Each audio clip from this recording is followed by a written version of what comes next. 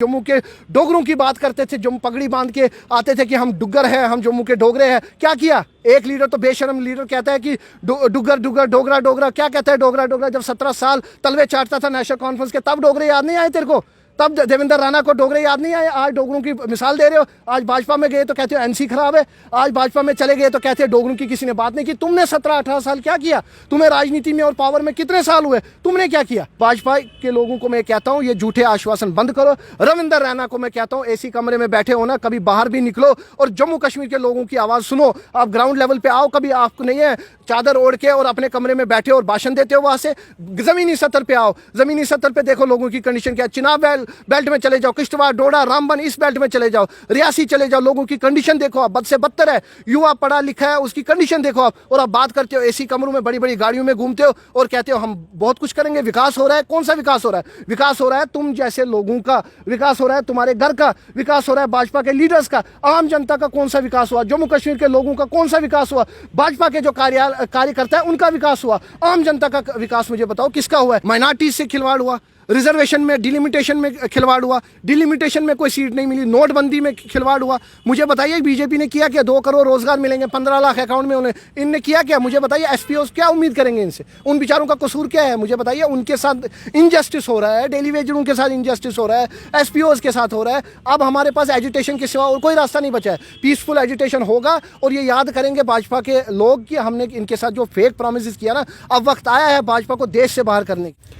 आप देख रहे हैं अवामी लहर न्यूज़ और मैं हूं शाहनवाज। इस समय हमारे साथ मौजूद हैं एनसीपी जॉइंट सेक्रेटरी ऋषि किलम जी। सर स्वागत है आपका अवामी लहर। बहुत बहुत धन्यवाद सर। क्या कहना चाहेंगे, जिस तरह से आपने देखा होगा कि पीडीपी के 10 जो पार्टी वर्कर्स हैं उनको जो है एफआईआर उनके खिलाफ लॉन्च की गई है कोविड-19 के प्रोटोकॉल को लेकर। भारतीय जनता पार्टी के पास और तो काम है नहीं। जो भारतीय जनता पार्टी के खिलाफ बोलेगा उसके साथ यही होना है, इसमें कोई शक ही नहीं है।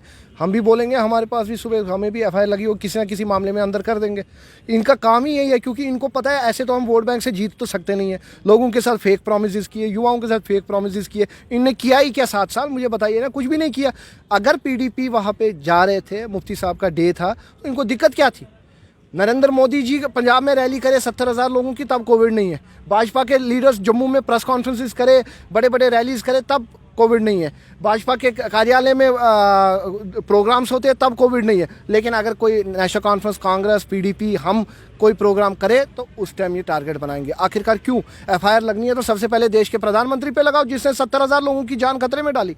क्यों? मुझे बताइए। आज ये कहते हैं कांग्रेस के जी मुख्यमंत्री हमारे पंजाब के, उन्होंने जी गलत किया। मुझे बताइए, उन्होंने एक किस्म से सही किया, क्योंकि 70,000 लोगों की जानें बचा दी। अगर रैली होती, भगदौड़ होती वहाँ पे, मुझे बताइए रैली में कोविड फैल जाता, तब कौन तब एसओपी नहीं थी, तब गाइडलाइंस नहीं थी, क्योंकि तब नरेंद्र मोदी, तब भाजपा की सरकार की रैली थी, तब तो करना ही था। यूपी में इलेक्शन है, रैलीज करे, तब ऐसी गाइडलाइन निकालो ना कि सबके लिए बराबर हो। अगर एक कानून कहते हैं कि जम्मू कश्मीर में जी अलग कानून था, अब ये कहते हैं 370 हटने के बाद एक ही कानून हुआ, तो इनके लिए अलग कानून क्यों है? मुझे बताइए, भाजपा के लिए अलग कानून क्यों है? क्या ये हुकूमत में है तो इसीलिए इनके लिए कुछ भी चल जाएगा? कोई एसओपी नहीं, कोई कुछ भी नहीं, दजिया उड़ाते हैं ये सरेआम। डॉक्टर जितेंद्र सिंह आते हैं, ये बताइए मुझे रविंद्र रैना जी, तब नहीं है। ये रैलीज करते हैं, तब नहीं है। लेकिन जब कोई पीडीपी करे, नेशनल कॉन्फ्रेंस करे, कांग्रेस करे, एनसीपी करे, तब इनको तकलीफ है। सर, जिस तरह से आप जानते हैं बहुत सारे लोगों का मानना ये है कि जो बीजेपी है झूठे दावे करती है। जिस तरह से आप जानते हैं कि डीडीसी इलेक्शन जब होने थे तो उनके मैनिफेस्टो में डेली वेजर्स को जो है 60,000 डेली वेजर्स को पक्का करने की बात की गई थी, लेकिन कहीं ना कहीं झूठ साबित हुआ।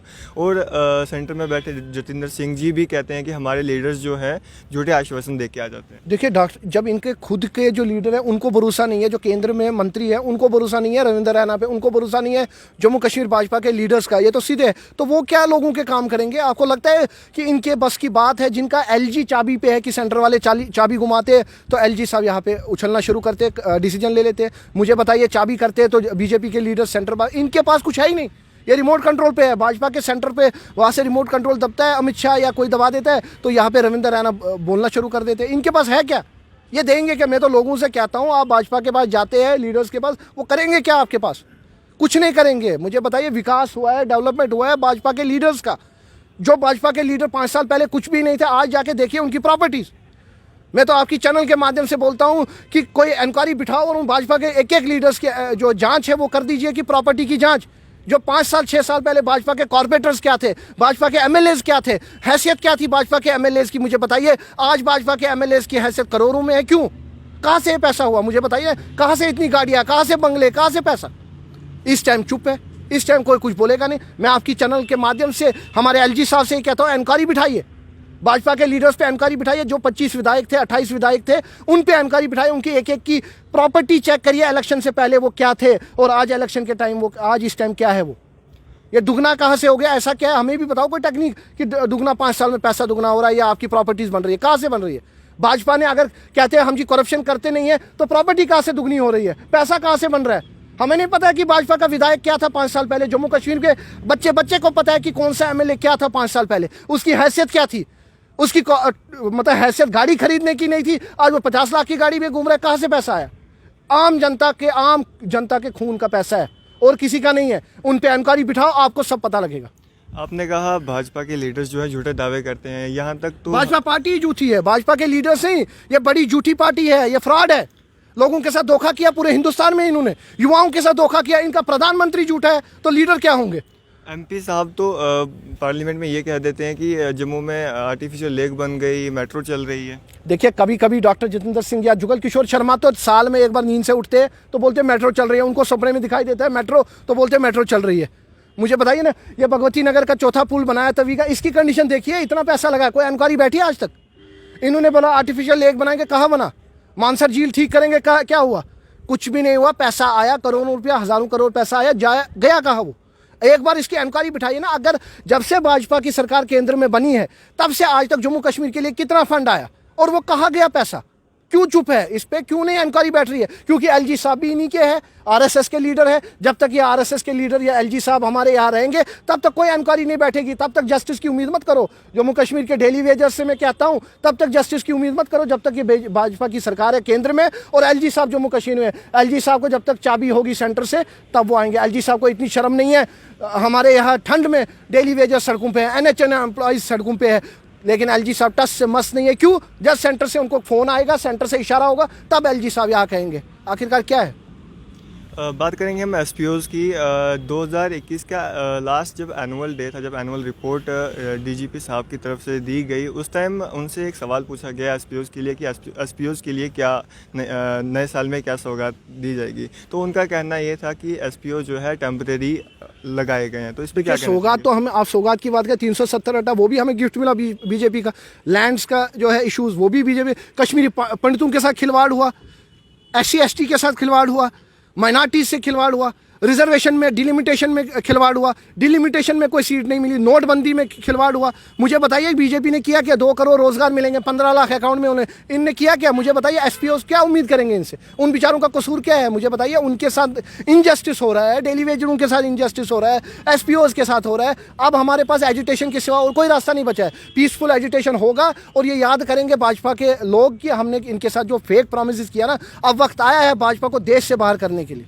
एनएचएम के एम्प्लॉयज़ भी मतलब उनको थोड़ी सी एक्सटेंशन तो दी गई थी, लेकिन अब वो भी कुछ मुतमईन से क्यों लेंगे? आप बताइए, एक्सटेंशन क्यों लेंगे? कब तक एक्सटेंशन लेंगे? कभी मुर्मू जी थे, कभी सतपाल मलिक थे, कभी अब ये एलजी साहब है, सिन्हा साहब, कल को और कोई एलजी होगा। हमें क्या आश्वासन पे आश्वासन चाहिए? मुझे बताइए क्यों आश्वासन लेंगे? क्यों पक्का? जब कोविड के टाइम हमारे मिनिस्टर घर में सोए थे, जब लोग सोए थे, और ये वही एम्प्लॉयज़ है जिनको कोविड होता था तो ये अपनी जान पे जोखिम करके हमें बचाते थे, और आज जब इनकी बारी आई तो हम कहते हैं हम सोचेंगे, इनको एक्सटेंशन देंगे। क्यों एक्सटेंशन दे? बल्कि इनकी सैलरी भी बढ़नी चाहिए, इनके लिए इंश्योरेंस भी होना चाहिए और इनको पक्का करना चाहिए। क्यों पक्का नहीं कर रहे? मुझे बताइए। हम भाजपा को आपकी चैनल के माध्यम से जितनी अपोजिशन पार्टीज हैं, हम आखिरी चेतावनी दे रहे हैं कि अभी भी वक्त है, सुधर जाओ। और ये फेक प्रॉमिस जो करते हो, जम्मू कश्मीर के युवाओं के साथ खिलवाड़ किया आपने, उनके रोजगार के साथ खिलवाड़ किया, उनको जॉब नहीं मिल रहे, उनका हक नहीं मिल रहा है, गरीबों की ज़मीनें छीन रहे हो आप, बॉर्डर एरियाज़ की ज़मीनें छीन रहे हो आप लोगों से ताकि आप पूंजीपतियों को दे सके। वो भाजपा के लोगों को मैं कहता हूँ ये झूठे आश्वासन बंद करो। रविंदर रैना को मैं कहता हूँ एसी कमरे में बैठे हो ना, कभी बाहर भी निकलो और जम्मू कश्मीर के लोगों की आवाज़ सुनो। आप ग्राउंड लेवल पे पे आओ, कभी आपको नहीं है चादर ओढ़ के और अपने कमरे में बैठे और भाषण देते हो। वहां से जमीनी सतह पे आओ, जमीनी सतह पे देखो लोगों की कंडीशन क्या है। चिनाब बेल्ट में चले जाओ, किश्तवाड़, डोडा, रामबन, इस बेल्ट में चले जाओ, रियासी चले जाओ, लोगों की कंडीशन देखो आप, बद से बदतर है। युवा पढ़ा लिखा है, उसकी कंडीशन देखो आप, और आप बात करते हो एसी कमरों में, बड़ी बड़ी गाड़ियों में घूमते हो और कहते हो हम बहुत कुछ करेंगे, विकास हो रहा है। कौन सा विकास हो रहा है? विकास हो रहा है तुम जैसे लोगों का, विकास हो रहा है तुम्हारे घर का, विकास हो रहा है भाजपा के लीडर्स का। आम जनता का कौन सा विकास हुआ? जम्मू कश्मीर के लोगों का कौन सा विकास हुआ? भाजपा के जो कार्यकर्ता है उनका विकास हुआ। आम जनता का विकास मुझे बताओ किसका हुआ है? कश्मीर में लोगों की कंडीशन देखो, जो ब्लाइंड हुए स्टोन पेल्टिंग से, उनकी कंडीशन देखो, जो गरीब लोग हैं, जो विडोज है, जो महिला है, जो हमारी बहनें हैं, उनकी कंडीशन देखो। कोई रोजगार नहीं है, घर पे बेरोजगार है, और आप कहते हैं आतंकवाद बढ़ रहा है, ड्रग्स बढ़ रहे हैं, और क्या होगा?